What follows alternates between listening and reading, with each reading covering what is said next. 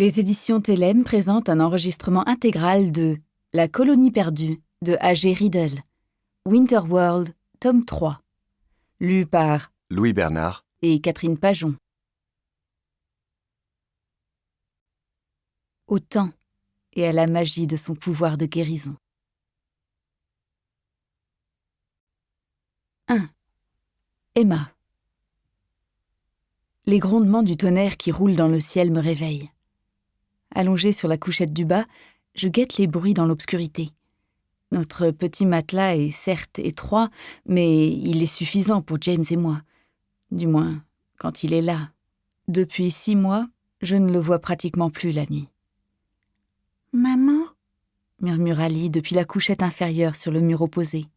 « Ce n'est rien, ma chérie, c'est juste un orage. » Le fracas venu du lointain gagne en intensité. Les murs se mettent à vibrer. À présent, c'est une certitude. Ce n'est pas une bourrasque qui arrive. Ils reviennent. Je me redresse et commence à enfiler ma combinaison. Elle est confectionnée dans une matière spéciale qui bloque la chaleur émise par mon corps. Nous avons mis à contribution les imprimantes 3D pour en fabriquer à grande échelle, ce qui nous a permis de sauver des dizaines de vies au cours des derniers mois écoulés. Sam descend de la couchette supérieure sur laquelle il dormait. Ali sort ses petits pieds de sous les couvertures. « Où tu vas ?» demande Sam. « Travailler. »« Maman !» dit Ali d'un ton géniard. « Chut, tu vas réveiller ton petit frère. » Trop tard. Dans son couffin, Carson commence à se trémousser frénétiquement jusqu'à se libérer de la couverture dans laquelle il est emmailloté. Il bâille, puis se met à crier. Le bruit qu'il produit pourrait bien signer notre perte. À tous. J'attrape Sam par les épaules. File au réfectoire et rapporte l'un des biberons préparés. Ensuite, tu le donnes à Carson pour qu'il se tienne tranquille. Il secoue la tête. « Je viens avec toi. »« Non, Sam. Fais ce que je te dis. »« Il est où, papa ?»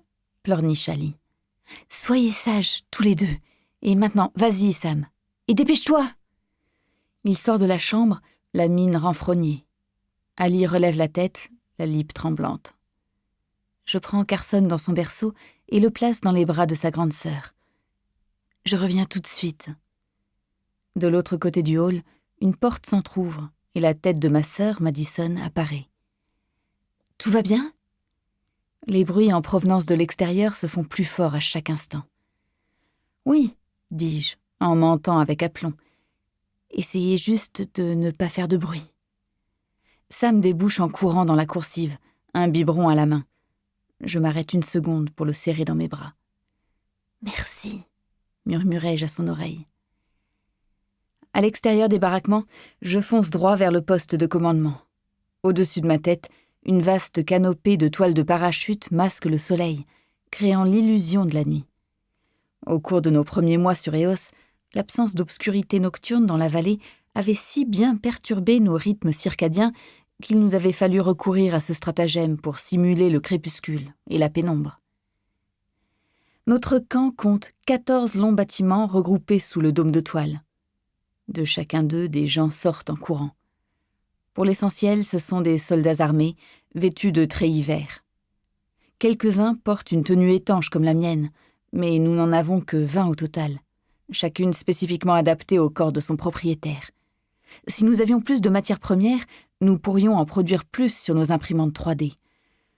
Dans les moments tels que celui-ci, quand je regrette de toutes mes forces que certains produits essentiels nous fassent défaut, je me dis que l'entreprise dans laquelle James s'est jeté à corps perdu justifie peut-être qu'il risque sa vie. Il passe un temps fou à l'extérieur de Jericho City, à ratisser la zone enténébrée d'Eos en quête de matériaux utilisables sur nos imprimantes 3D. À l'intérieur du petit bâtiment qui fait office de poste de commandement, le colonel Brightwell débite ses ordres à toute vitesse et à voix basse. Son phrasé, teinté d'accent britannique, évoque le tir d'une mitrailleuse munie d'un silencieux. « Lancez les 2 drones de surveillance !» Assis devant son terminal sur la longue table au centre de la pièce, le caporal Aguilar tape frénétiquement sur son clavier, puis relève la tête. Lancement confirmé. Séquence de démarrage en cours. Combien de temps avant une visibilité directe sur le Carthage ? 1 heure, répond le jeune homme. Lancez les ballons relais. Tous, mon colonel ? Tous, caporal. On a besoin d'avoir des yeux dans le ciel. Sans compter que le docteur Matthews aura peut-être des ordres à transmettre au vaisseau avant qu'on ait la visibilité directe. Ensuite, Brightwell reste un instant silencieuse, comme si elle pesait le pour et le contre des options qui s'offrent à elle. Déploiement de l'équipe d'intervention Alpha. Je veux qu'elle soit dans la jungle le plus vite possible dans ce vecteur. Les consignes sont les suivantes. Occuper des positions défensives et attendre les instructions. Aucun passage à l'action n'est autorisé. Un autre opérateur transmet ses ordres par radio. En se retournant, Brightwell s'avise alors de ma présence. Après m'avoir gratifié d'un hochement de tête, elle considère un instant les soldats dans mon sillage. « Major », dit-elle en s'adressant à un homme derrière moi, « enclenchez le protocole de verrouillage intégral. »« À vos ordres !» Les claquements secs de sa voix sonore m'arrachent une grimace. Dans l'unique pièce d'une 50aine de mètres carrés qui compose le poste de commandement, le silence s'abat d'un coup.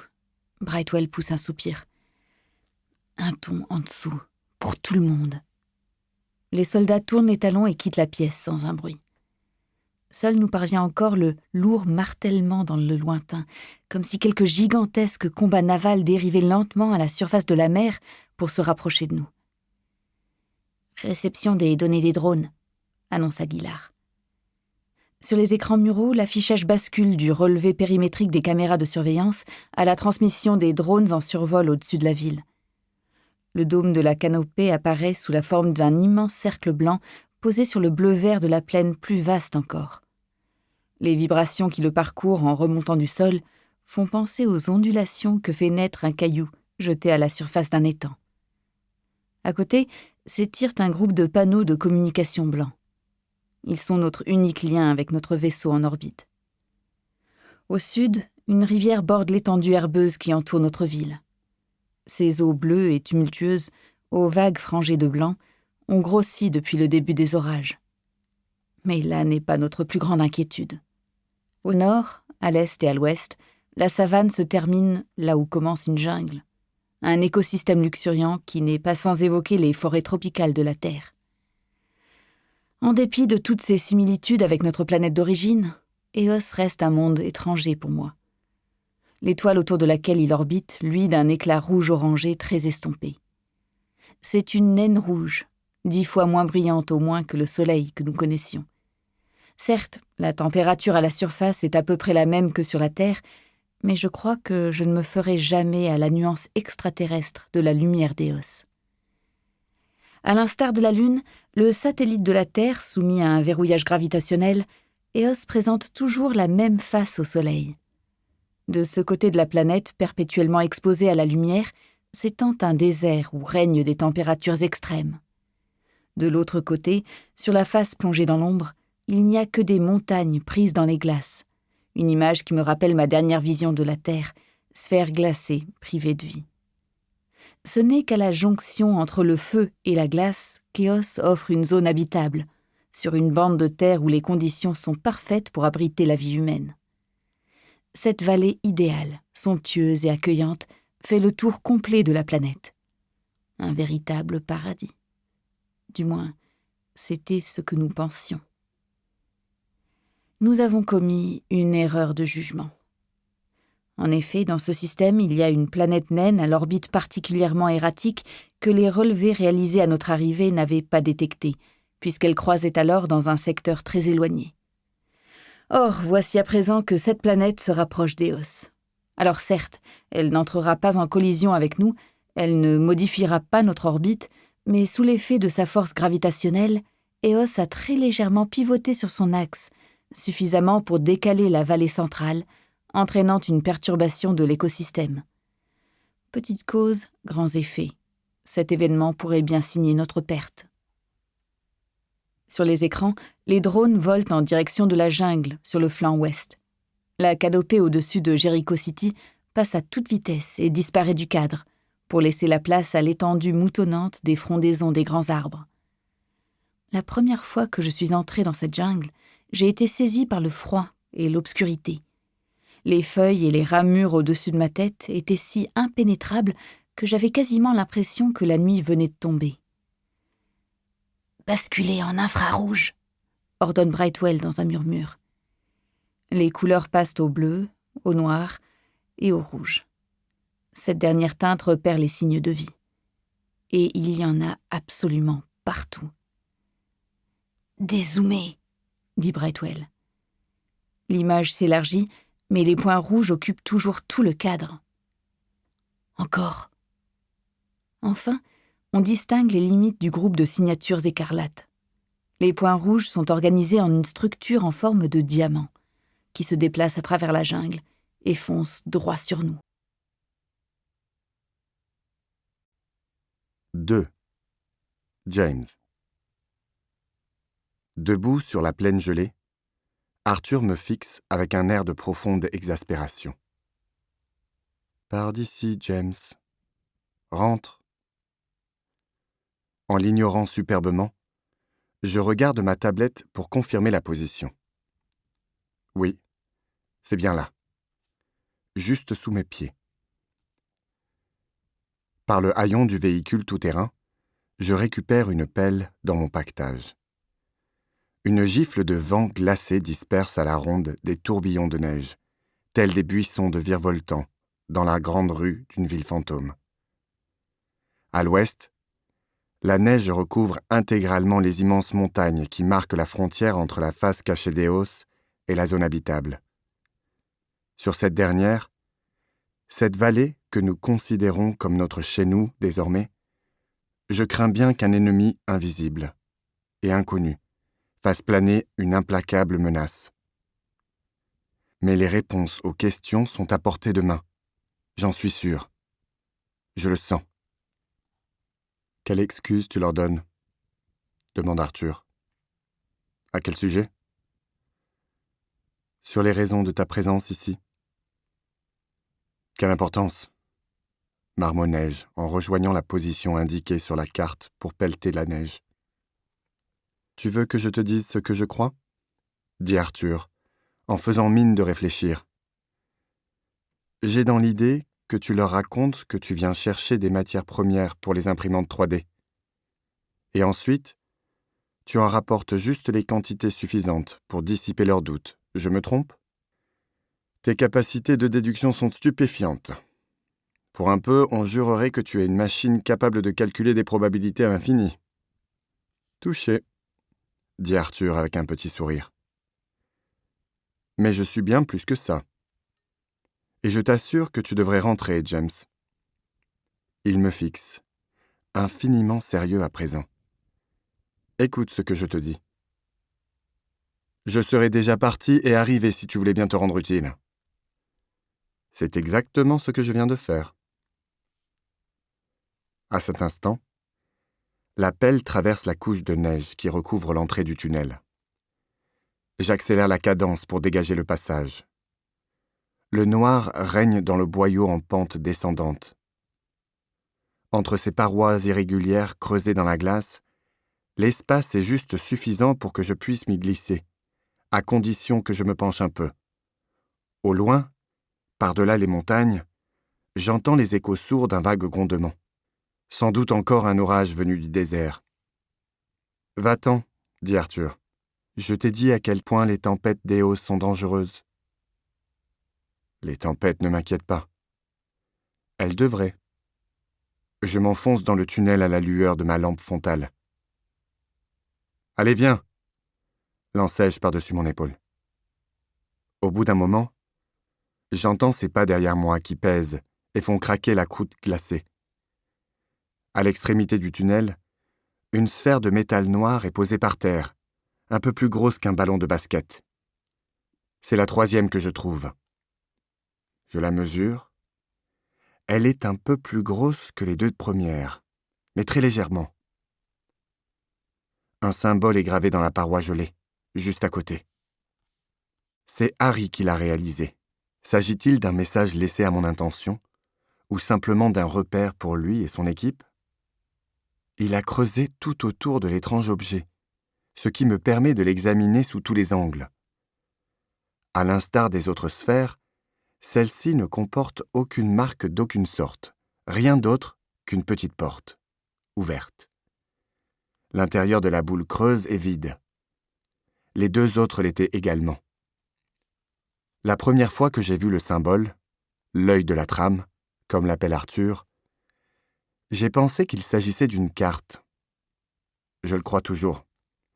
Mon hypothèse de travail est que ces sphères sont des points sur la carte, et plus spécifiquement les cercles fermés positionnés sur l'arc supérieur.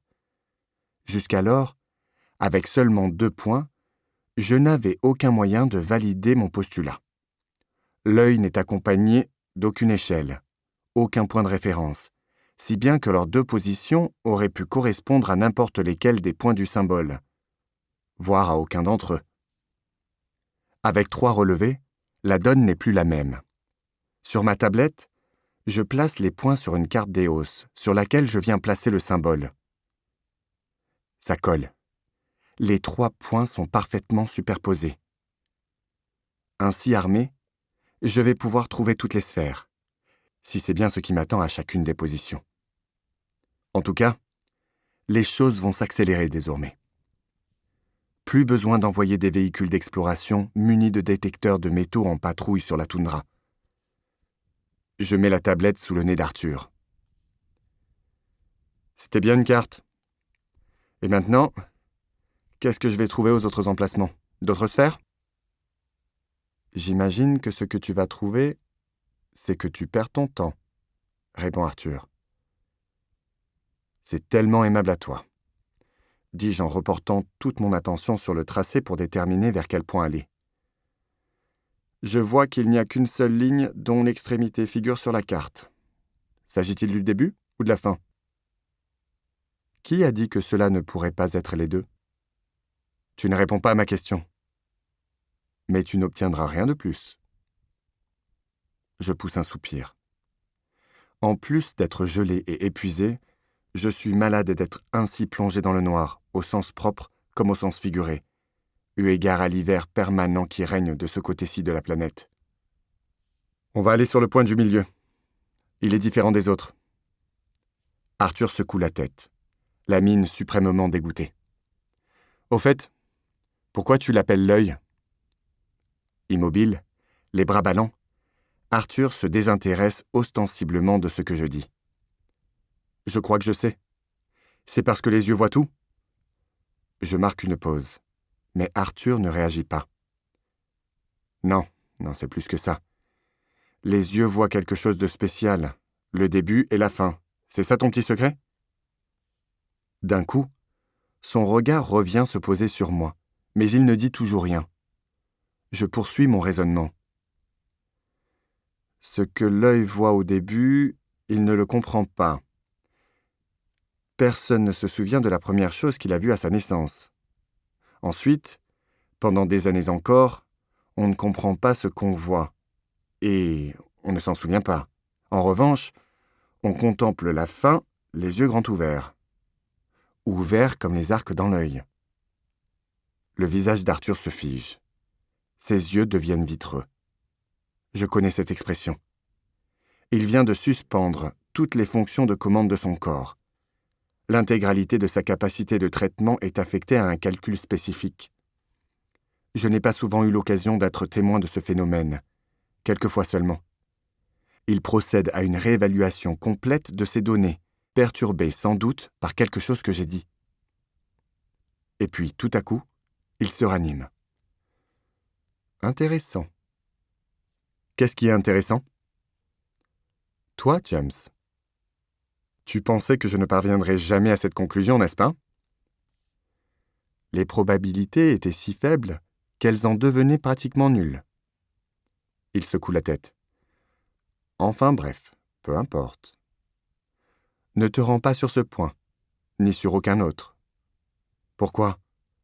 Demandai-je en m'approchant de lui. Je ne vois qu'une seule raison pour laquelle tu pourrais t'opposer à une telle initiative. Elle pourrait nuire à la trame. C'est une possibilité. Mais pose-toi une question. Et si ce n'était pas la seule raison? Et si cette initiative risquait de vous nuire? Comme si tu te souciais de notre sort. Tu me l'as dit toi-même, ta seule préoccupation, c'est la conservation de l'énergie. Le grand œuvre de la trame, si cela a le moindre sens. Les gens changent. Tu n'es pas à proprement parler ce qu'on peut appeler une personne. Pas selon vos critères. Mais cela ne signifie pas que la trame ne soit pas capable de changement. Tiens donc, la trame se soucierait de nous à présent. C'est si difficile à croire? Suprêmement difficile. Arthur reste un instant à me dévisager. Toi, tu as changé, James.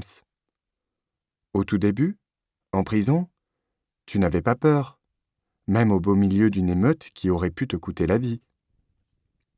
Il marque une pause. À cette époque, peut-être même aurais-tu accueilli la mort comme une délivrance. Tu n'avais rien à perdre. Ta famille te haïssait. Le monde ne comprenait pas tout ce que tu pouvais lui apporter. On t'avait rejeté, enfermé, banni. Aujourd'hui, tu as tout. L'amour de ton frère, une femme, 3 enfants, des gens qui t'admirent et ont confiance en toi. Et tu es terrifié à l'idée de tout perdre de nouveau. C'est pour cette raison que tu es ici. C'est ta propre peur qui te fait agir. Ce sentiment d'une malédiction imminente que tu t'es inventé qui te hante. Tu as consacré tant de temps à combattre le long hiver que tu ne parviens pas à comprendre que tout cela est derrière toi à présent. Non, ce n'est pas fini. Et maintenant en route. Suis-moi. Arthur ne bouge pas d'un pouce. De ma poche, je sors l'arme à énergie fabriquée par Grigory. Négligemment, je la tiens à la main, au bout de mon bras pendant. Un seul tir suffirait pour mettre Arthur définitivement hors d'usage. Tu peux marcher, ou je peux t'attacher à l'arrière du véhicule. Les 2 options me conviennent autant l'une que l'autre. Il tourne les talons et part d'un pas lourd vers l'entrée du boyau. Le vent a forci, et la neige s'est mise à tomber. On dirait bien qu'une tempête est en train de se former. Le front avance droit vers les montagnes, et la vallée juste derrière. Arthur lève la tête pour examiner le ciel. Je crois que tu n'as aucune envie de te retrouver pris dans ce blizzard, James. Alors on ferait mieux d'accélérer la cadence. Sur la plaine, il court à côté du véhicule, puis grimpe à bord quand nous attaquons les contreforts. Le point d'origine sur la carte, notre destination, se trouve dans les montagnes en lisière de la face sombre de la planète. Si une sphère a atterri ici, elle s'est probablement écrasée sur les rochers, et ses débris ont été dispersés. Difficile de retrouver les restes d'une épave volatilisée. À mesure que nous nous enfonçons dans le massif, des raies de lumière pâle apparaissent au-dessus des sommets dans le lointain. Peu à peu, des traces de vie se dévoilent sur le sol nu et gelé. Des arbustes tout d'abord, puis des arbres gigantesques qui se dressent très haut pour aller chercher les maigres rayons du soleil. Les branches sont dépourvues de feuilles. Seuls s'y accrochent des lambeaux d'une substance spongieuse dans les tons bleu-vert, semblables à des vestiges de rideaux déchirés. Ils me rappellent la mousse espagnole, cette plante qu'on appelle aussi fille de l'air ou barbe de vieillard, dont les mèches folles s'accrochent aux arbres, dans le sud des États-Unis, là où j'ai grandi. Humide et meuble, le sol est aussi noir que la suie. De partout autour me parviennent des petits bruits et des cris d'animaux, mais les minuscules insectes sur les arbres sont la seule vie visible. Ils grouillent en quantité telle que l'écorce des troncs semble aussi mouvante que la surface de la mer. La tablette émet un son. Je jette un œil sur la carte. La position est à une 30aine de mètres. J'arrête le véhicule et poursuis à pied, derrière Arthur. Devant moi, je distingue l'entrée haute et large d'une caverne au flanc de la montagne, près de son pied. Manifestement, la cavité s'enfonce profondément. Notre objectif se trouve quelque part à l'intérieur. Arthur s'arrête. À l'instant où il ouvre la bouche pour dire quelque chose, je sors mon arme à énergie et lui intime d'un geste l'ordre de continuer. « Avance !»« J'ai pensé que tu voudrais peut-être y aller en premier, » dit-il, avec un petit haussement d'épaule. « Certainement pas. Ça pourrait être dangereux. » Enfin une parole sensée. Une bourrasque agite les arbres, faisant pleuvoir sur nous des nuées de particules de la substance spongieuse, comme des confettis dans une parade triomphale dans les rues de New York. « La tempête arrive », prophétise Arthur, les cheveux saupoudrés de fragments bleutés. J'agite mon arme, et il s'engage dans la grotte. Au bout de quelques mètres à peine, l'obscurité devient complète. J'allume ma lampe frontale et examine les parois. C'est de la roche, noire et luisante, la même que celle sous les arbres de la forêt.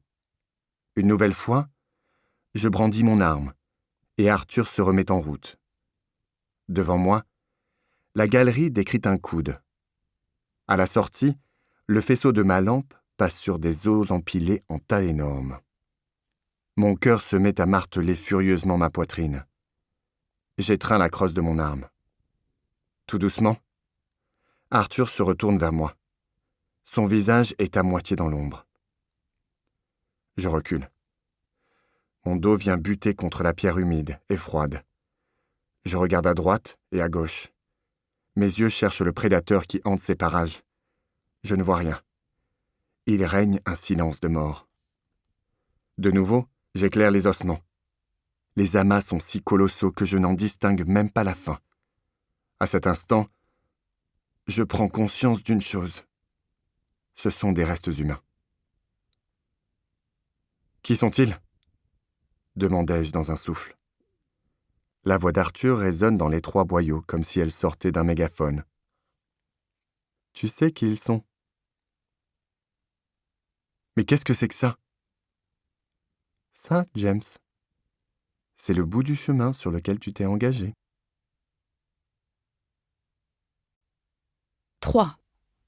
Emma. Un long moment de silence s'installe dans le poste de commandement. Tous les yeux scrutent les images sur l'écran. Un océan de signatures thermiques rouges se déplace à travers la jungle, droit sur Jericho City. Jamais nous ne survivrons à une charge d'Irex de cette ampleur. Avant même de venir au sol, nous savions que l'Eos Rex était le prédateur ultime de cette planète. Nous l'avons rebaptisé Irex à cause de sa ressemblance avec le T-Rex de la Terre du Crétacé. De fait, l'un comme l'autre ont cette allure de gros lézard à l'épaisse peau écailleuse, et l'Irex se déplace lui aussi sur 2 pattes arrière aux muscles surpuissants. En revanche, là où le T-Rex avait 2 membres antérieurs atrophiés, l'Irex en compte 4, 2 grands et 2 courts. Pour couronner le tout, sa longue queue est pourvue à son extrémité d'une pique acérée, avec laquelle il embroche ses proies, avant de les déchirer avec ses bras. Jusqu'ici, les Irex ont tué 7 des nôtres, 5 soldats et 2 adultes qui chassaient dans la jungle à l'ouest. De notre côté, nous en avons abattu une 15aine, mais non sans mal. Leur cuir est sacrément résistant, pour ne rien dire de l'incroyable dureté des os de leur crâne. Il faut bien 2 ou 3 tirs précis pour atteindre le cerveau. Un projectile dans un œil, une narine ou la bouche fait très bien l'affaire aussi, mais compte tenu de leur vitesse de déplacement, ce n'est pas une mince affaire. Pour l'essentiel, leur vision se limite à l'infrarouge, mais si on ajoute à cela leur odorat hyper aiguisé, ils n'ont aucun mal à débusquer leur proie. Dès l'instant où l'on a eu compris comment ils fonctionnaient, nous avons mis au point les tenues comme celles que je porte, grâce auxquelles nous sommes indétectables et en mesure de nous défendre. Face à quelques Irex, une équipe d'humains ainsi équipée a toutes les chances de s'en tirer. Mais face à ce qui nous arrive dessus, la masse qui déferle sur Jericho City doit bien compter 1 millier de têtes. Brightwell rompt le silence. Combien de temps avant que les premiers éléments n'arrivent au contact ? Le caporal Aguilar étudie son écran en se mordillant la lèvre. Une 30aine de minutes, à quelque chose près.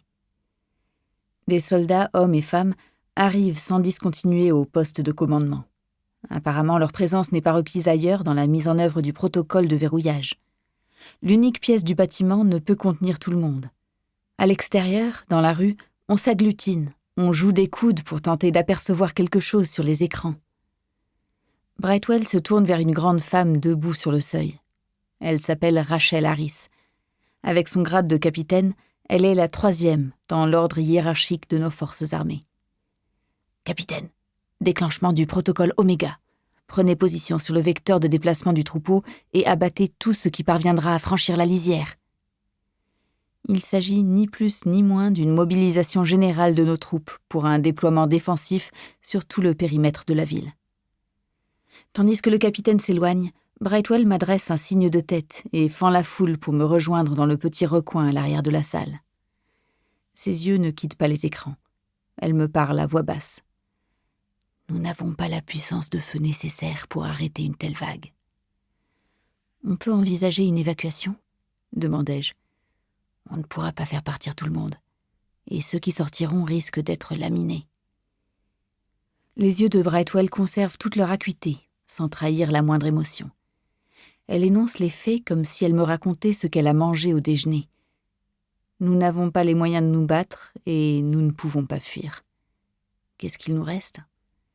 Situation cruelle et choix cornélien, mais une chose est sûre, c'est à moi qu'il revient de trancher. Cela fait 6 mois que nous avons achevé la construction des bâtiments de Jericho City et que nous avons commencé à y installer nos familles. Il y a 4 mois, nous avons organisé des élections. À ma stupéfaction horrifiée, j'ai été élu maire. Je ne comprends toujours pas pourquoi. D'après James, ce serait à mettre au compte de mon expérience à bord de l'ISS et du sens du commandement dont j'ai fait preuve pendant le long hiver, quand nous étions coincés dans la citadelle, puis pendant les mois difficiles jusqu'à notre départ. Quelque chose me dit qu'il était assez content que ce soit moi qui sois élu et que j'ai moins de temps pour cogiter à ce qu'il peut bien tramer. Nous avons eu notre lot de défis à relever sur Eos, mais jamais je n'avais imaginé que nous nous retrouverions confrontés à une pareille situation. Au cours de la dernière année que nous avons passée sur Terre, nous avons fait face à bien des crises, mais c'est tous ensemble que nous les avons affrontées, soudés comme une équipe. Réunis autour de la table, Fowler, Harry, Charlotte et Earls faisaient entendre leur avis et contribuaient au peaufinage des plans. Ils ne sont plus là aujourd'hui, disparus avec le reste des colons du Carthage. Envolés. Leur ville, quasiment une réplique de la nôtre, est totalement déserte. Les constructions tombent en ruine, envahies par les arbres et la végétation.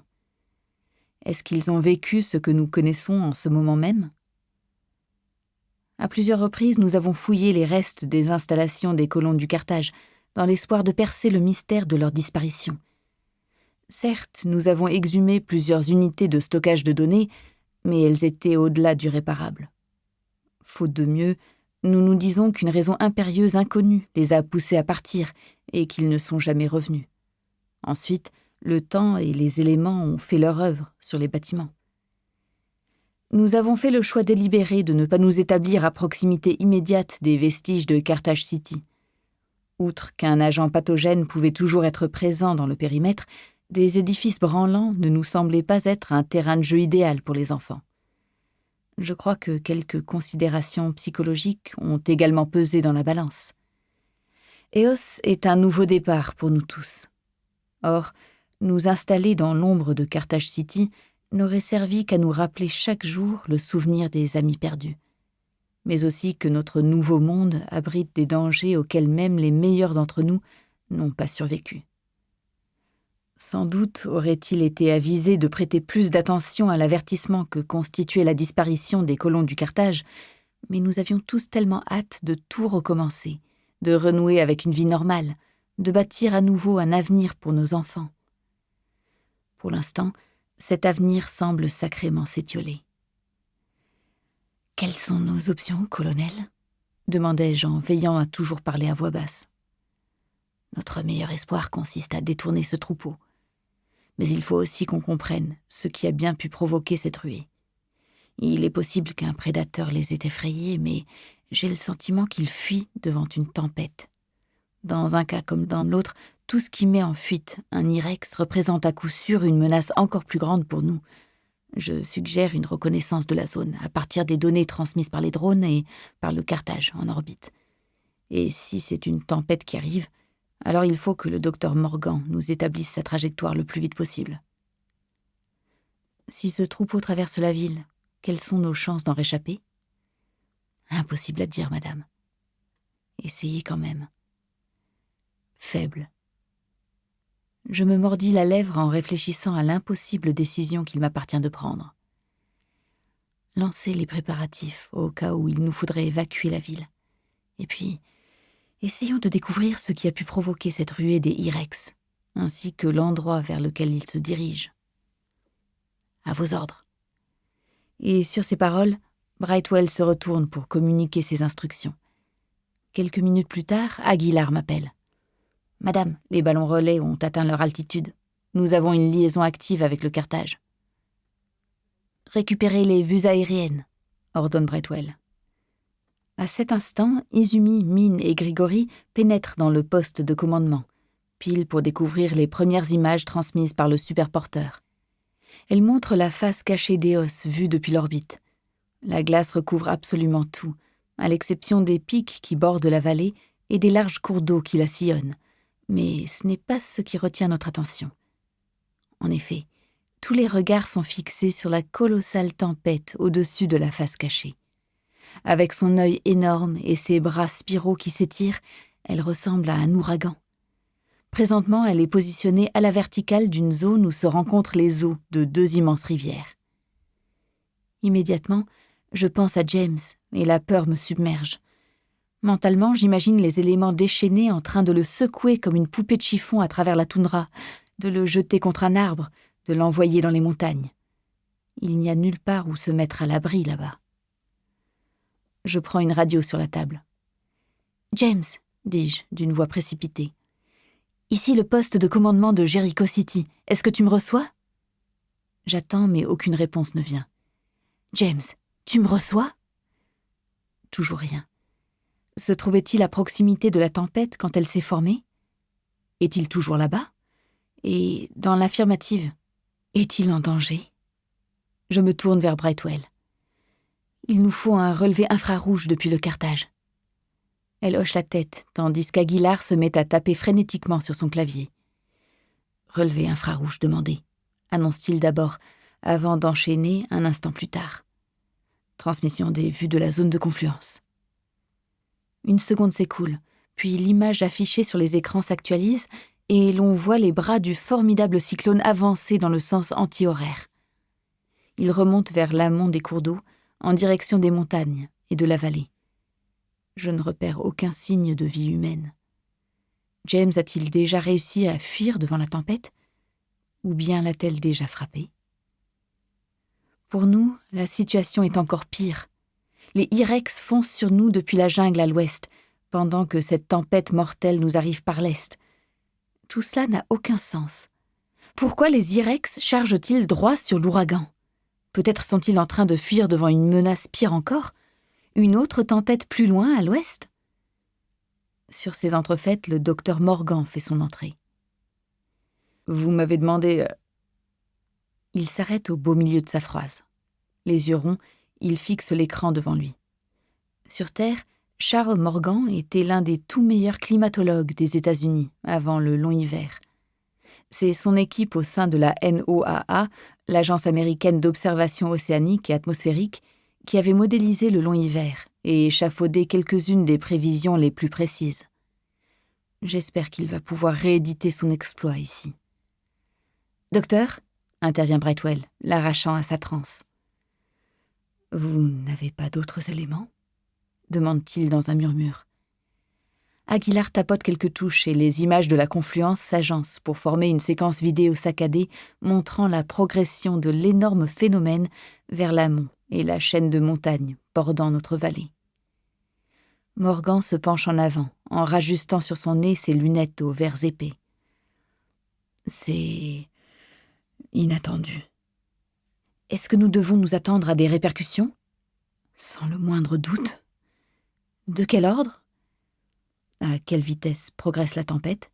Et quelle vitesse atteignent les vents? Quelques secondes s'écoulent et Aguilar fournit les réponses. Elle avance à 10 km par heure, et les rafales soufflent jusqu'à une centaine de kilomètres par heure. Ce n'est pas bon, dit Morgan en secouant la tête. Brightwell pousse un soupir chargé d'impatience. Pourriez-vous être plus précis, docteur? Pas vraiment, pas avec si peu de données, répond-il en levant les mains, paume vers le plafond.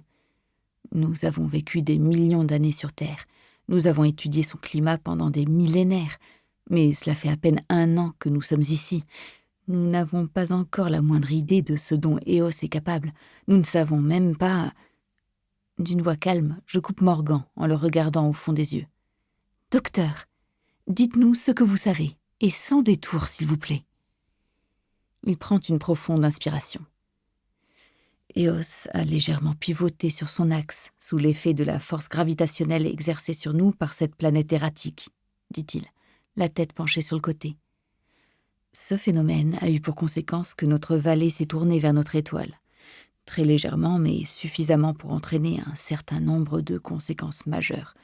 En l'espèce, notre vallée est plus chaude et plus humide. L'air chaud du désert se déverse dans les jungles. Le pire, c'est ce que subissent les cours d'eau. En effet, cette vallée fait office de filtre naturel entre les 2 faces de la planète, la froide et la chaude. Les eaux chaudes coulent du désert dans la vallée, où elles se refroidissent avant de passer dans la face sombre. Compte tenu de tous ces changements, les eaux qui passent du côté froid sont plus chaudes. Morgan se tait un instant pour pointer l'écran devant lui. Cette tempête remonte le cours de la rivière, reprend-il, en puisant son énergie dans la chaleur de l'eau. Si elle atteint les montagnes, l'onde de tempête va renvoyer de l'eau dans la vallée, et les vents pourraient bien cisailler les calottes de glace sur les crêtes, avec, à la clé, un afflux accru d'air chaud dans la vallée et du côté sombre. C'est un processus en spirale qui durera jusqu'à ce que la planète erratique se soit suffisamment éloignée. « Et qu'est-ce que cela signifie pour nous, ici ?» demandai-je. « On peut s'attendre à ce qu'il pleuve beaucoup sur la ville. Il y aura de la neige sur la jungle de l'Est. Les cours d'eau vont déborder. La vallée pourrait bien être inondée. À bien y réfléchir, c'est probablement pour ces raisons que cette vallée est une zone de prairie. Et c'est pour ça également que je vous avais conseillé d'étudier plus longuement cette planète avant de nous y installer. Et... C'est bon, docteur Morgan. Nous avons déjà eu cette conversation. Nous n'avions pas suffisamment de rations à bord du Jericho pour mener une étude prolongée. Nous aurions pu nous installer dans les montagnes. Ce n'est pas le moment, docteur Morgan. Depuis l'apparition des tempêtes, ce sujet est venu sur le tapis plus souvent qu'à son tour. À notre arrivée sur Eos, nous avons brièvement envisagé de nous installer dans les contreforts, voire dans les hauteurs, mais cela aurait compliqué notre stratégie agricole. À coup sûr, c'est pour cette même raison que les colons du Carthage se sont établis dans le même coin. Jamais nous n'aurions pu imaginer que le climat pouvait changer si drastiquement et si vite. « La tempête est un problème, mais ce n'est pas pour ça que nous vous avons demandé de venir, » dit Brightwell. « Comme vous le savez certainement, le bruit que nous entendons dans le lointain est celui d'un troupeau d'irex qui se rue droit sur nous. » Elle fait un geste à l'intention d'Aguilar, qui aussitôt affiche à l'écran la séquence filmée par les drones. On découvre d'abord la canopée au-dessus de Jericho City, puis la jungle à l'ouest, emplie de signatures thermiques rouges. Comme les Irex se déplacent en direction de la tempête sur la face plongée dans l'ombre, je suppose que ce n'est pas cet événement climatique qui a déclenché leur mouvement. Morgan paraît comme sonné. « C'est peu probable en effet, » dit-il finalement. « Montrez-moi les images du désert. » « Elles datent de 7 heures déjà, » répond Brightwell, « du dernier passage du Jericho au-dessus de nos têtes. Mais nos 2 drones atteindront le désert dans... » Elle jette un regard à Aguilar, qui répond instantanément. « Moins d'1 minute. » « Montrez-nous leur transmission en temps réel. » Sur les écrans, les images des drones révèlent alors la cime des grands arbres de la jungle à l'ouest, traversée d'immenses trouées. C'est un massacre. Des fûts immenses ont été jetés au sol, fracassés, éparpillés comme de vulgaires cure-dents. De nombreux irex gisent au sol également. Certains ont manifestement été écrasés par des troncs ou des branches, mais d'autres paraissent intacts. Leur signature thermique luise sur l'écran. Ils sont vivants. Mais alors, pourquoi ne se relèvent-ils pas? La peur? De nouveau, les questions m'assaillent. Pourquoi ne fuient-ils pas? Qu'est-ce qui a bien pu les pousser à fuir ainsi en si grand nombre? Et pourquoi sont-ils si nombreux à être tombés au sol? La chaîne des montagnes de l'Ouest se profile à la lisière de la jungle. Derrière commence le désert qui s'étend sur toute la face éclairée d'Éos. Au-dessus de la ligne de crête, un mur de sable et de vent se dresse vers le ciel. « Une tempête de sable », dit Brightwell de sa voix posée. « C'est ça que fuyaient les irex ?»« Peut-être, » murmure Morgan. « Une vague au moins de cette tempête a franchi les montagnes pour s'abattre sur une partie de la jungle. » Il s'approche d'un écran, l'index pointé devant lui. Là, regardez, zoomez sur cet irex. L'image s'agrandit sur la bête abattue. Elle ne bouge plus. Son corps est zébré d'entailles, comme si une lame de rasoir géante l'avait frappé 1 millier de fois. « Je suppose que c'est pour cette raison qu'il fuit, » dit Morgan. « Ce n'est pas la tempête de sable qui les effraie. C'est un prédateur qui suit la tempête et l'air chaud du désert quand il se déverse dans la jungle. Et si ce prédateur peut faire ça à un irex, poursuit-il en se tournant vers Brightwell et moi, l'index toujours pointé sur l'écran, alors nous n'avons pas la moindre chance. 4. James. Un sifflement strident, issu du fond de la caverne, envahit les ténèbres tel un fantôme qui viendrait me chercher. Arthur se tourne légèrement en direction du bruit. « La tempête a commencé, James. Tu devrais partir. Il y a quelque chose là-bas au fond que tu ne veux pas que je découvre. Ou plus simplement, je ne veux pas que tu te fasses tuer. » Je prends appui sur la paroi pour me redresser et m'approcher des eaux, éclaboussé de lumière par le faisceau de ma lampe. C'est la vision la plus déchirante et la plus monstrueuse que j'ai jamais eue sous les yeux. Les restes de personnes entassées les unes sur les autres, des squelettes d'enfants accrochés à d'autres ayant appartenu à des adultes. Je reconnais les vêtements. Ce sont des uniformes de l'armée de l'Union Atlantique. Les treillis ont été teints en vert, exactement comme ceux que portent nos soldats à Jericho City. Dehors, le vent se fait plus fort à chaque instant.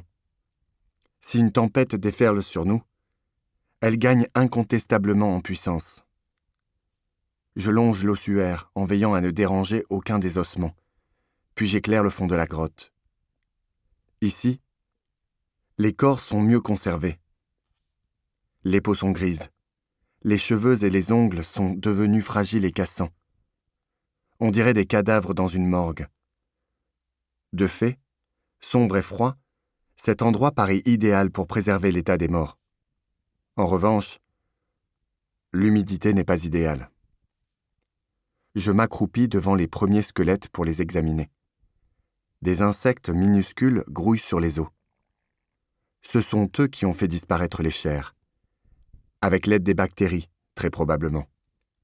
C'est l'hygrométrie élevée du lieu qui permet à toutes ces créatures, petites et infimes, d'y survivre.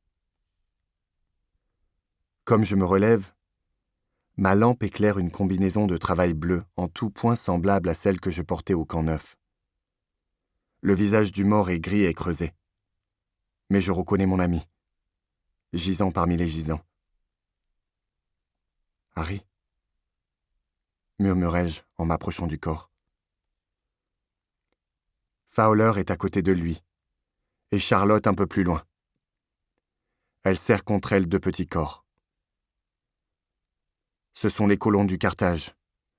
Je viens de trouver notre colonie perdue. Mais pourquoi ici? Au début ou à la fin de l'œil de la trame? Un éclat de lumière luit sur quelque chose dans la main de Harry. Délicatement, j'écarte ses doigts raidis. Je ne peux contenir une grimace au contact de sa peau froide, morte. C'est une petite unité de stockage de données. Je reste un long moment à la contempler. Pour je ne sais quelle raison, j'ai le sentiment que c'est un message qu'il a laissé à mon intention, ici, à un endroit où il savait que je le trouverais, au fond d'une grotte, à l'abri des tempêtes, des prédateurs et de tout ce qui peut bien être encore à l'affût sur Eos, à guetter notre chute. Mais j'ai peur à l'avance de ce qu'il va me dire. Pourtant, comment pourrais-je l'ignorer ?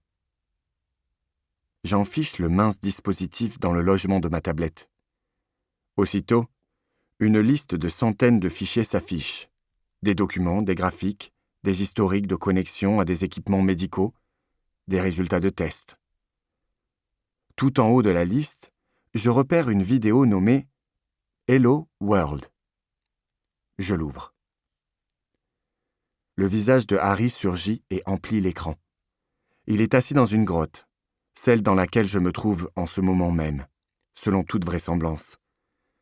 Une lueur sourde éclaire son visage par en dessous. Il parle à voix basse, comme pour ne pas être entendu des gens autour de lui. Bienvenue dans les contes de la crypte, pour l'épisode de cette semaine. Il hausse les sourcils en une mimique théâtrale. Puis un sourire sombre s'installe sur ses lèvres. Ce n'est sans doute pas aussi drôle que je l'imagine, mais bon, on n'a pas tous les jours l'occasion de caser cette vanne. De toute façon, tu es sans doute trop jeune pour connaître cette série. Il redresse légèrement la tête pour fixer l'objectif. C'est pour toi que je laisse ce message, James. Parce que j'imagine que c'est toi qui trouveras cet endroit. Très bientôt, tu comprendras pourquoi nous ne sommes pas retournés nous installer dans nos murs. Pourquoi nous sommes venus ici. Je vois sa pomme d'Adam monter et puis descendre, tandis qu'il fait le tri dans ses pensées. C'est avec les tempêtes que tout a commencé. 5. Emma. Tous les regards sont posés sur moi. Tout le monde attend mes ordres. Moi, je n'ai qu'une envie. Prendre la radio et tenter de joindre James une nouvelle fois. Mais mon premier devoir est de penser au bien de la colonie.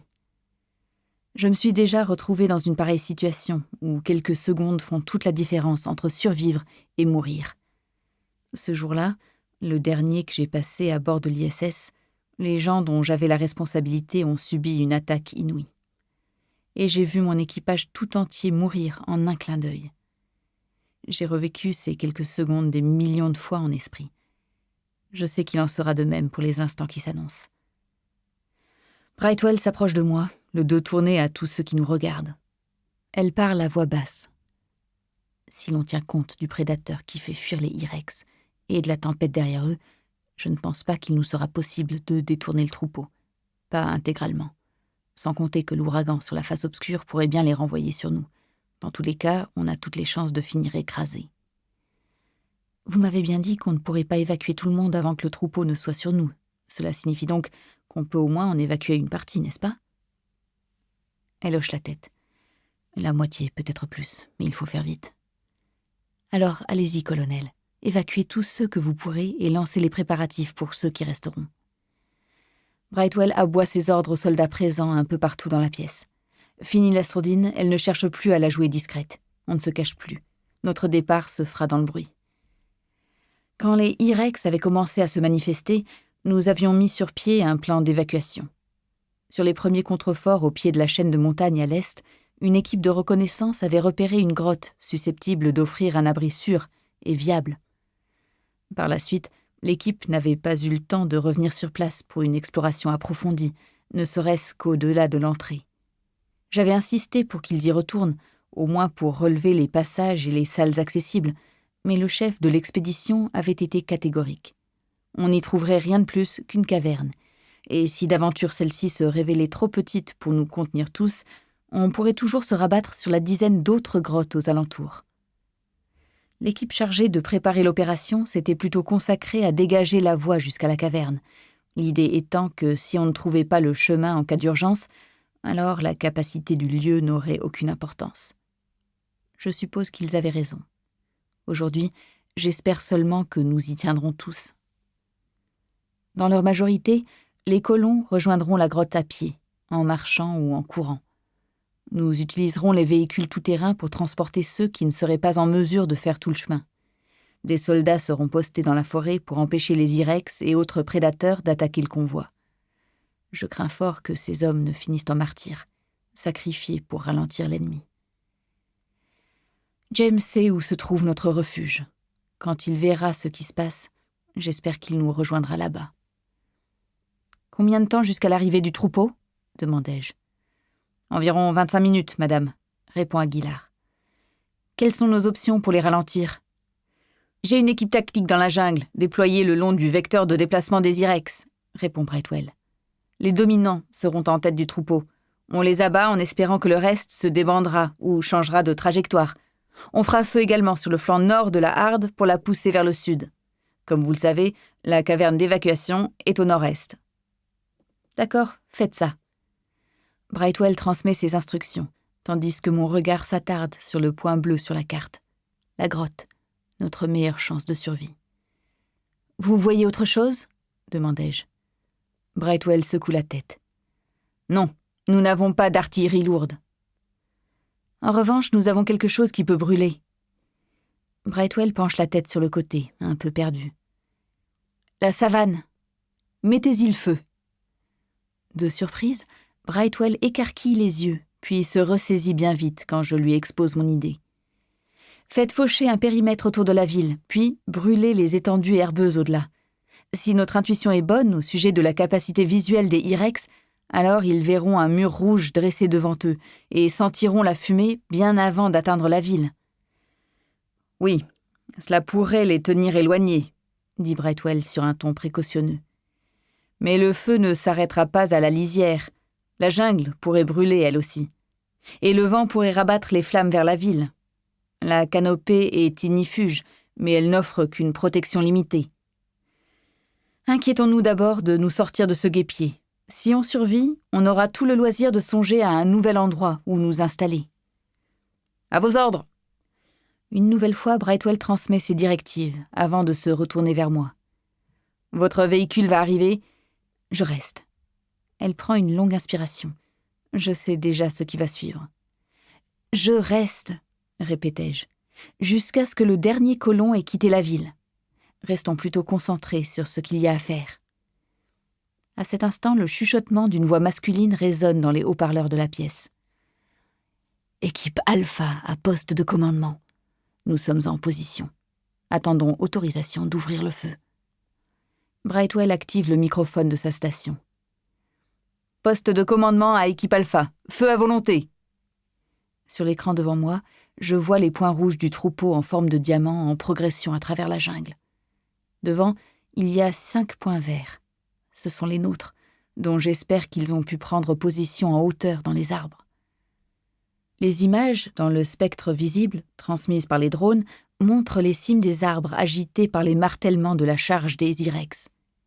La canopée au-dessus de nos têtes semble faceiller elle aussi, comme une voile dans le vent. Le sol tremble sous nos pieds. Je pense à Sam, Ali et Carson.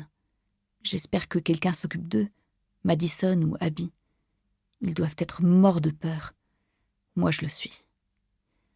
La voix d'Aguilar éclate dans le silence. « Madame, un Irex abattu confirmé. Le troupeau infléchit sa course. » Le diamant subit une transformation. Plusieurs Irex de tête ralentissent alors que ceux derrière conservent leur allure. La masse effilée devient un triangle inversé, pointe en haut, puis se scinde en deux. Brightwell reprend son micro. « Équipe Alpha, foncez au nord et engagez le groupe qui vient de s'extraire. Repoussez-le vers le sud à n'importe quel prix. » Quand la réponse arrive, elle est accompagnée du sifflement suraigu d'une tyrolienne. « Alpha 1 à équipe Alpha. On descend et on fait mouvement vers le nord. Suivez-moi. On n'a pas le temps d'aller prendre une position élevée. On fait feu depuis le sol. Mettez-vous à couvert derrière les troncs. » Les Irex vont leur passer dessus, même s'ils parviennent à se planquer derrière les arbres. Brightwell se retourne et interpelle un capitaine. Amélio, rejoignez l'équipe Bravo dans la jungle. Les ordres sont les mêmes. Repoussez les Irex vers le sud. Quel que soit le prix, capitaine. » Sur un hochement de tête, l'homme se fond dans l'obscurité à l'extérieur. Derrière lui, on charge les véhicules tout-terrain dans une intense fébrilité. Les enfants pleurent, les adultes crient. Derrière l'écran de la canopée, le grondement sourd semble tout envelopper. J'attrape une radio. « James, est-ce que tu me reçois ? Réponds, s'il te plaît. Réponds. » Je laisse filer un instant de silence. « James, une charge d'Irex fonce droit sur la ville. Nous évacuons vers la grotte. Réponds-moi, s'il te plaît. » Alors que je guette une réponse, je prends subitement conscience de la présence de Grigori et Mine à mes côtés. « Qu'est-ce qu'il y a ? » ?»« On voudrait modifier l'orbite du vaisseau, » dit Mine. « Pourquoi ? » ?»« À cause de la sphère de Hill, on n'arrive pas à établir une orbite géosynchrone. » »« Oui, je sais. Ce serait pour quel type d'orbite ? » ?»« Autour du Terminateur, » répond Mine. « Cela nous permettrait d'explorer le reste de la vallée tout autour de la planète. On pourrait trouver un meilleur endroit où nous établir. »« Bien sûr, il y a un revers, » poursuit Grigori. « Il va d'abord falloir que le vaisseau dévie de son orbite pour voir le soleil et charger ses cellules. »« D'accord, faites-le. Et puis démontez 4 panneaux de communication pour les mettre à l'abri. On ne sait jamais. Le troupeau d'Irex pourrait traverser le champ et tous les détruire. »« Bien sûr, » répond Mine. « Nous avons encore une autre idée, » enchaîne-t-il. D'un signe de tête, je l'invite à poursuivre. « On pourrait détacher la canopée pour la ramener au sol. Elle pourrait faire office de bouclier. »« Excellent. Faites ça aussi. » À cet instant, des coups de feu nous parviennent depuis l'extérieur. Des tirs automatiques. 6. James. En fait, dit Harry dans la vidéo, il vaudrait mieux que je commence par le commencement, avec les sphères. J'ai le sentiment qu'elles sont liées d'une façon ou d'une autre aux tempêtes, mais sans avoir aucune certitude.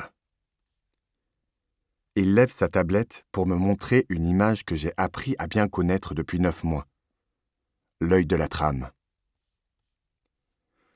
Je suppose que tu as mis la main sur le symbole que j'ai laissé à Carthage City. À moins que tu ne l'aies trouvé toi-même de ton côté. Je vais te raconter comment moi, je suis tombé dessus. Peu après notre arrivée sur Eos, j'ai construit un véhicule d'exploration pour sillonner la face obscure de la planète en quête de métaux rares. À ce moment-là, on s'efforçait de mettre au point des obus incendiaires pour éliminer ou détourner ces prédateurs géants aux allures de dinosaures. On les avait baptisés Eos Rex. Irex, en abrégé. Au début, ils ne nous posaient pas vraiment de problème. Mais les troupeaux ne cessaient de se rapprocher de la ville. Quand mon véhicule d'exploration a repéré la première sphère, j'ai cru qu'il s'agissait d'une météorite. Tu imagines un peu ma surprise quand je l'ai déterrée. Une boule lisse, creuse, d'un noir d'obsidienne. Incontestablement, elle avait une origine extraterrestre. Elle était vide et il n'y avait pas le moindre indice sur son origine. Qui avait bien pu la fabriquer? Et à quelle fin? Mystère. Je me suis dit qu'il y en avait peut-être d'autres et j'ai construit 2 rovers d'exploration supplémentaires. J'ai même lancé des recherches avec les drones. C'est comme ça que j'en ai trouvé une 2e, puis une 3e. À ce stade, j'avais décrypté le motif. Les sphères étaient disposées le long d'un arc de cercle et espacées en fonction d'une formule donnée. En remontant le tracé dans les 2 directions, j'ai trouvé le reste des sphères. Elles étaient toutes identiques à une petite nuance près. Elles étaient de plus en plus grosses à mesure qu'on se rapprochait du début de la ligne, ou de la fin, selon le point de vue. Quoi qu'il en soit, la plus grosse sphère était vide, elle aussi. Mais un nouveau détail la distinguait des autres. Elle avait ce symbole gravé sur sa surface extérieure.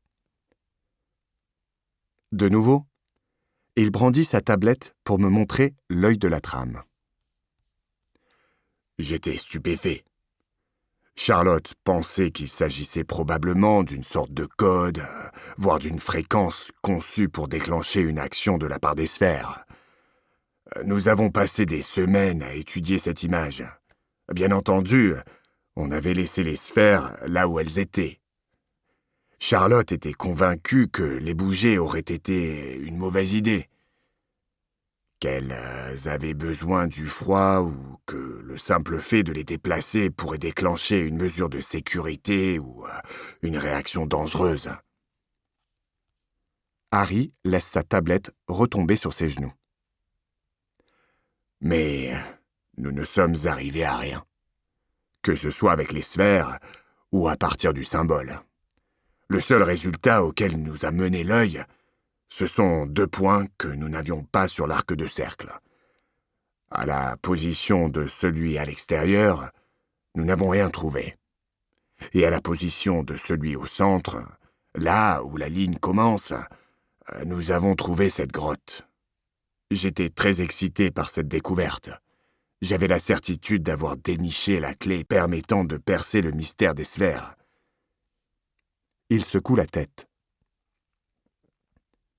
J'ai fouillé partout, de fond en comble, pendant des semaines, mais il n'y a rien ici. C'est vide. Peut-être qu'il y avait quelque chose et que cette chose a déjà été enlevée, comme un trésor dans une géocache trouvé par d'autres il y a bien longtemps. À moins que ce ne soit un canular bien tordu, une façon pour la trame de se jouer de nous.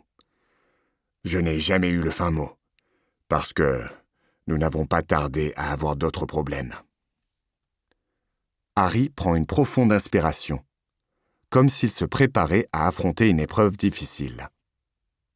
À notre arrivée aux abords d'Eos, nous avons soigneusement étudié le système solaire, sans rien remarquer qui soit susceptible de perturber l'orbite ou le climat d'Eos. De toute évidence, quelque chose nous a échappé. En effet, il y a une planète naine dans ce système qui présente une orbite complexe, influencée par plusieurs objets. Pour la faire courte, elle passe à proximité d'Eos en ce moment même, suffisamment près pour exercer une petite force d'attraction gravitationnelle. Résultat, la vallée est attirée en direction de notre étoile. La chaleur s'y engouffre en provenance du désert, en apportant d'énormes tempêtes avec elle. Parallèlement, l'effet combiné de ce front thermique qui déborde vers la face obscure et de l'augmentation de la température des cours d'eau génère son lot de phénomènes météo cataclysmiques. Au demeurant, notre plus gros problème, ce n'était pas tant les tempêtes que les charges d'Irex saisies de panique. Au début, c'était des incidents sporadiques, des petits groupes qui sortaient de la jungle pour débouler sur la plaine, pile au moment des tempêtes. On se disait que cela finirait par se calmer. Puis il y a eu un ouragan vraiment colossal qui est arrivé du désert, avec à la clé un troupeau immense qui a jailli de la jungle. Des milliers d'Irex. Alors on a fui. On a tout laissé sur place pour lancer une évacuation. Earth a envoyé toutes ses troupes dans la jungle. Des centaines d'hommes et de femmes. Leur mission était simple. Tirer sur les Irex pour les détourner. Ce qu'on a entendu sur la radio ce jour-là... Pour la première fois, j'entends une autre personne dans la vidéo. Quelqu'un qui tousse, un peu plus loin. Harry regarde au-delà de la tablette. « Laurence, ça va ?» demande-t-il. Il se lève, et son index appuie sur une commande. L'écran s'éteint. Mais cela ne dure qu'une seconde. L'image revient sur Harry, de nouveau assis par terre dans la grotte. Il a l'air différent. Vidé. Abattu. Sa voix n'est plus qu'un murmure, impassible. Avant de quitter la ville, j'ai fait une dernière chose. Afficher le symbole sur les panneaux de communication.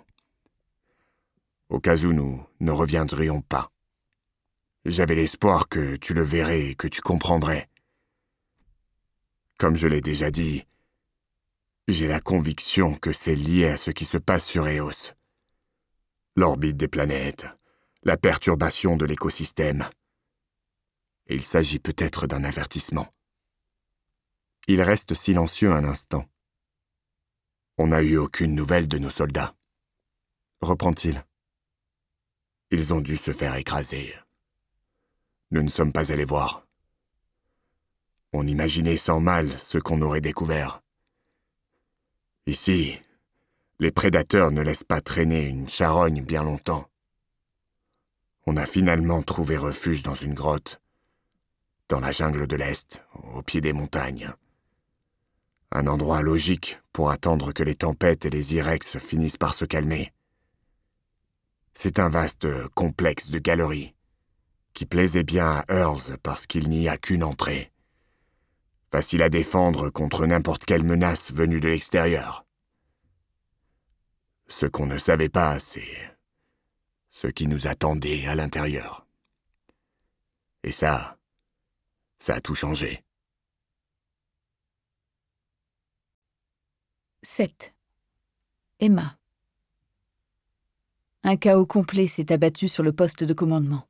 Brightwell crie des ordres. Grigory se rue à l'extérieur pour aller descendre la canopée. Min tape comme un furieux sur le clavier du terminal de communication pour transmettre les nouvelles instructions au cartage. Izumi est déjà parti, certainement pour aller préparer le transport des patients de l'infirmerie. Le sol vibre effroyablement. Les tirs ne cessent pas. Toujours assis à la grande table, Aguilar se tourne vers Brightwell. 5 Irex détachés du troupeau arrivent au contact. Ils ont été ralentis à l'orée de la prairie. Il se tait un instant, une main posée sur l'un des écouteurs de son casque. 1 a été abattu. Les 4 autres sont blessés. Le groupe se débande. À n'en pas douter, les détonations vont avoir attiré l'attention du troupeau. Mais quel autre choix avions-nous ? « Équipe Alpha, répondez !» dit Brightwell dans sa radio. Sur l'écran, les points verts repérant les soldats sont immobiles. Les drones peuvent repérer les transpondeurs intégrés dans les tenues, mais ils sont incapables de préciser si les humains qui les portent sont toujours en vie. Brightwell secoue la tête. « Équipe Bravo, répondez !» Aucune réponse. Les 2 équipes ont été neutralisées. Ou alors, elles sont cernées et contraintes d'observer un silence absolu. J'espère de tout cœur que c'est cette dernière option qui prévaut. Dehors, les tirs cessent et, dans le calme qui revient, je distingue tout à coup d'autres bruits. Les rugissements des Irex dans la jungle, les éclats de voix un peu partout dans la ville, les moteurs de véhicules qui démarrent à fond de train. Par la porte ouverte du poste de commandement, j'aperçois des nuages de poussière qui s'éloignent sur la piste de terre battue. L'évacuation a commencé. Un peu plus de 5000 personnes vivent à Jericho City. Il nous faudrait au moins une centaine de bus pour les évacuer toutes. Or, nous n'en avons pas un seul. Ce que nous avons, ce sont des véhicules tout-terrain à chenilles et des remorques. En général, on s'en sert pour convoyer du matériel dans les champs et en rapporter nos productions. Aujourd'hui, ces remorques sont pleines de gens entassés, accrochés les uns aux autres, tous ceux qui ne sont pas en mesure de marcher, les plus jeunes et les aînés pour l'essentiel. Brightwell avait raison. Jamais nous n'arriverons à transporter tout le monde à temps.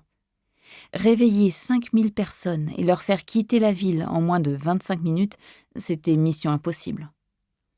10 minutes, annonce Aguilar. À l'extérieur, j'entends Madison qui crie mon nom. Je sors en courant. Il y a du monde partout, des centaines, des milliers de personnes. Le convoi parti de la ville atteint déjà la jungle du côté est. On ne voit même plus le véhicule de tête. Des soldats en armes sont déployés sur tout le flanc ouest du convoi, parés à recevoir le premier Irex qui s'aventurerait de leur côté. Je me ferai un chemin à travers la foule en remontant vers la voie de ma sœur. Il règne une chaleur suffocante. Enfin, je parviens à m'extraire de la masse. J'aperçois alors Madison, qui porte Carson dans ses bras. Ali et Sam sont à côté d'elle. Ses propres enfants, Owen et Adeline, sont juste derrière elle. Ma nièce Nous espérons que vous avez apprécié cet aperçu. Pour continuer à écouter ce livre audio sur Google Play Livres, utilisez le lien dans la description de la vidéo.